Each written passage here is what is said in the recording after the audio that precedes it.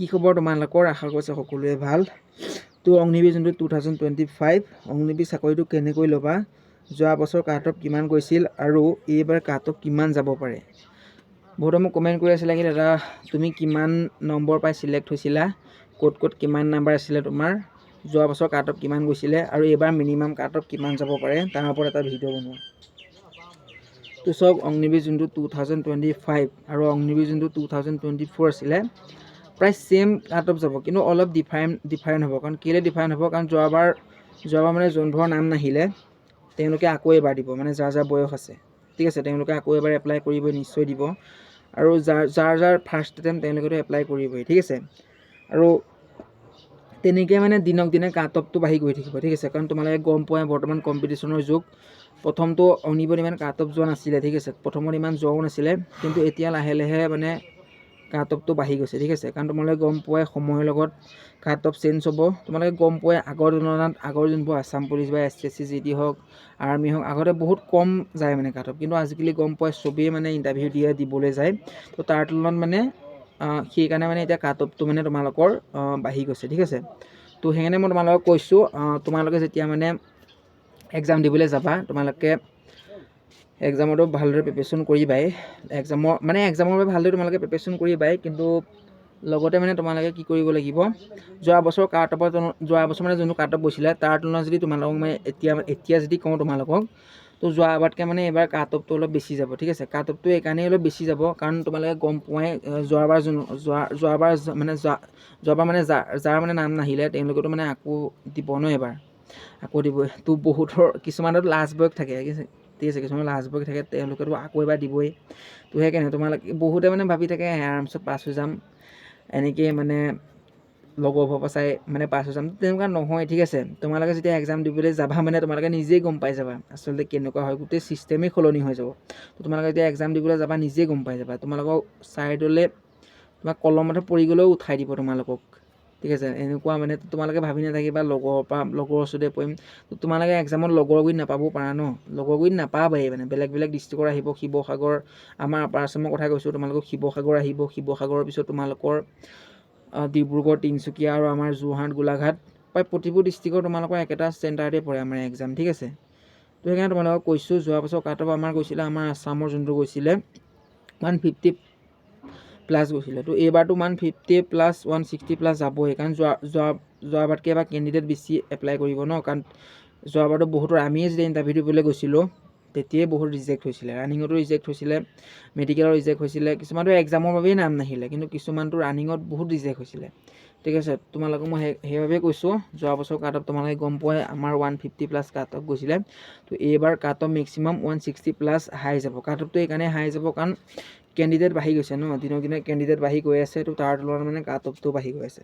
তোমালোকে এইবোৰ কাট অফৰ কথা মই তোমালোকক এটা কথা কৈছোঁ, যোৱা বছৰ কিমান কাট অফ গৈছিলে, এইবাৰ কিমান কাট অফ যাব পাৰে তাৰ ওপৰত কোনো মেটাৰ নকৰে ঠিক আছে। কাৰণ অগ্নিবীৰ যোনটো 2025 সেই চাকৰিটো যদি তুমি ল'ব বিচাৰা, কেনেকৈ ল'ব বিচাৰা তোমাক কৈছোঁ, নিজৰ কষ্ট ঠিক আছে, নিজৰ ওপৰত যদি আত্মবিশ্বাস, নিজৰ ওপৰত যদি তোমাৰ বিশ্বাস থাকে আৰু তুমি ভালদৰে মনোযোগ দি পঢ়িব লাগিব ঠিক আছে। যদি তুমি অকল ফিল্ডত গৈ প্ৰেক্টিছ কৰিছা ৰানিং এক্সিলেণ্ট আনিবৰ বাবে, বা ৰানিং মানে অকল এক্সিলেণ্ট আনিবৰ বাবে তুমি ট্ৰাই কৰি আছা, পঢ়া শুনা কৰা নাই, সেইটো মানে আজিৰ যুগত নহ'ব ঠিক আছে। এতিয়া যোনটো যুগ, এতিয়া তোমালোকে ৰানিঙো এক্সিলেণ্ট লাগিব, পঢ়া শুনা চব ফালে মানে তোমালোকৰ এক্সিলেণ্ট লাগিব ঠিক আছে। আগৰ দিনত কি আছিলে, যাৰ NCC থাকে তেওঁলোকে মানে যোনটো ৰেগুলাৰ আৰ্মি যাৰ NCC থাকে, অগ্নিবীৰ তোমালোকৰ ৰানিং পাছ কৰিলে তোমালোকৰ চাকৰি পাই যোৱা। কিন্তু আজিৰ যুগত নহয়, কম্পিটিশ্যন বাঢ়িছে তোমালোকে গম পোৱাই। তোমালোকে NCC থকাৰ পিছতো তোমালোকে এক্সাম দিব লাগে, তোমালোকে সেই কথাটো চাগে গম পোৱাই। তো সেইকাৰণে মই তোমালোকক কৈছোঁ, ভালদৰে প্ৰিপেৰেশ্যন কৰা, অতি ভালদৰে কৰা। কাট অফ যিমানেই যাওক সেইটো মেটাৰ নকৰে, কিন্তু চাকৰিটো অগ্নিবীৰ যোনটো 2025 সেইটো কেনেকৈ ল'ব পৰা, তোমালোকৰ নিজৰ আত্মবিশ্বাস, নিজৰ ওপৰত যদি তোমালোকৰ বিশ্বাস থাকে যে এই চাকৰিটো মই ল'ম বুলিয়ে, তো নিশ্চয় তুমি সেইটো ল'ব পাৰিবা ঠিক আছে। কাৰণ সেইটো মেটাৰ কৰে, তোমালোকৰ নিজৰ ওপৰত মেটাৰ কৰে ন। তুমি যদি ভালদৰে পঢ়া শুনা কৰা সেইটো তোমালোকৰ ওপৰত মেটাৰ কৰে। আৰু তোমালোকৰ যদি তুমি ভালদৰে মানে পঢ়া এক্সামৰ বাবে, তো তোমালোকৰ নিশ্চয় নাম আহিব ঠিক আছে। কাৰণ তেতিয়া মানে ইমান আগৰ দিনত যোনটো আছিলে মানে, আগৰ দিনত থাকোঁতে মানে ইমান চিন্তা নাছিলে। কাৰণ যাৰ মানে NCC মানে C থাকে, যাৰ NCC C, তেওঁলোকে আৰামছত পাছ থাকে। কিন্তু আজিকালি কি হয়, আজিকালি মানে NCC থাকিও মানে নাহে তেওঁলোকৰ নাম। আমাৰ এই লগৰজনৰ NCC B আছিলে, কিন্তু তথাপিও তেওঁলোকৰ নাম নাহিলে, ঠিক আছে। কাৰণ এতিয়া তোমালোকে গম পোৱাই কিমান মানে এটা কম্পিটিশ্যনৰ যুগ। তো তাৰ তুলনাত চাবলৈ গ'লে তোমালোকক মোক বহুত কষ্ট কৰিব লাগিব, ঠিক আছে। তাৰ তুলনাত যদি চাবলৈ যোৱা তোমালোকে এতিয়া বেছি কষ্ট কৰিব লাগিব। কাৰণ তেতিয়াতো মানে যেতিয়া আমি দিছিলোঁ তেতিয়াতো মানে অহা নাছিলে ন বহুতৰ, কাৰণ তেতিয়া অহা নাছিলে। কাৰণ যেতিয়া মানে এক্সাম হৈছিলে, এক্সাম হওঁতে মানে ইমান হাৰ্ড নাছিলে, ঠিক আছে। তেতিয়া এক্সাম হৈছিলে, কাৰণ তেতিয়া এক্সামবোৰ ইমান হাৰ্ড নহয়, অফলাইন এক্সাম হৈছিলে আৰু সেইকাৰণে মানে তোমালোকৰ অফলাইন এক্সাম হোৱাৰ পিছতো আৰামছত নাম তেওঁলোকৰ আহি যায়। কিন্তু এতিয়া তোমালোকে গম পোৱা, এতিয়া তোমালোকৰ এক্সামো তোমালোকৰ মানে যোনটো এক্সাম হয়, এক্সামো তোমালোকৰ মানে অনলাইনেই হয়, ঠিক আছে। তোমালোকৰ যোনটো এক্সামো তোমালোকৰ অনলাইনেই হ'ব। তো সেইকাৰণে মানে এক্সামটো যিহেতু অনলাইন হৈ যোৱা, এক্সামটো মানে অনলাইন হৈ যোৱাৰ কাৰণে এতিয়া মানে অলপ সমস্যাৰ সৃষ্টি হৈ যায়, ঠিক আছে।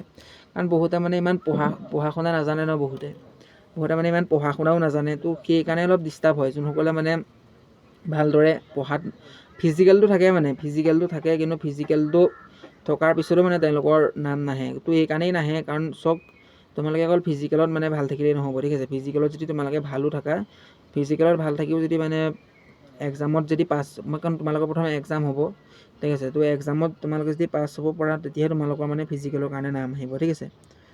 তো সেইকাৰণে মই তোমালোকক কৈছোঁ, তোমালোকে যদি ভালদৰে মানে প্ৰেক্টিছ কৰা, ভালদৰে মনোযোগ দি যদি প্ৰেক্টিছ কৰা, নিশ্চয় পাছ হ'বা। কাৰণ এতিয়া ইমান চিন্তা কৰি লাভ নাই, ঠিক আছে। তোমালোকে যদি ভালদৰে এক্সামৰ বাবে প্ৰিপেৰেশ্যন কৰা, তোমালোকৰ যোনটো চিলেবাছ মতে যদি পঢ়ি যোৱা, নিশ্চয় নাম আহিব। আৰু ফিজিকেলত যদি তোমালোকে এটা ভাল মাৰ্কছ আনিব পৰা, তোমালোকৰ যোনটো ৰানিং যদি তোমালোকে আনিব পৰা, এটা ৰানিং যদি এক্সিলেণ্ট টাইম আনিব পৰা, আৰু নিশ্চয় নাম আহিব। মেডিকেলতো পাছ হৈ যাবা, কাৰণ যোনসকল ল'ৰা এক্সিলেণ্ট মাৰে তেওঁলোকৰ মেডিকেল পাছেই হয়, ঠিক আছে।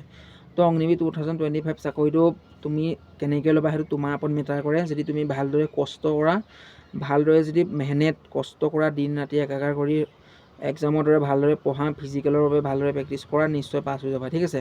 কাট অফৰ ওপৰত মেটাৰ নকৰিবা। তুমি যদি ভালদৰে প্ৰিপেৰেশ্যন কৰি এক্সাম দিবলৈ যোৱা, ভালদৰে প্ৰিপেৰেশ্যন কৰি ফিজিকেল দিবলৈ যোৱা, তুমি আগতীয়াকৈ ছেকেণ্ড মেৰিট লিষ্টত তোমালোকৰ নাম নাথাকে, আগতীয়াকৈ তুমি চিলেক্ট হ'বা, ঠিক আছে। তো ভিডিঅ'টো যিমান পাৰা লগৰবোৰে শ্বেয়াৰ এটা কৰি দিবা, কাৰণ বহুতে মোক কমেণ্ট কৰি আছিলে অগ্নিবীৰ চাকৰিটো কেনেকৈ ল'ম, কাট অফ যোৱা বছৰ কিমান গৈছিলে, এবাৰ কিমান যাব। তো কাট অফৰ ওপৰত তুমি চিন্তা কৰি নাথাকিবা।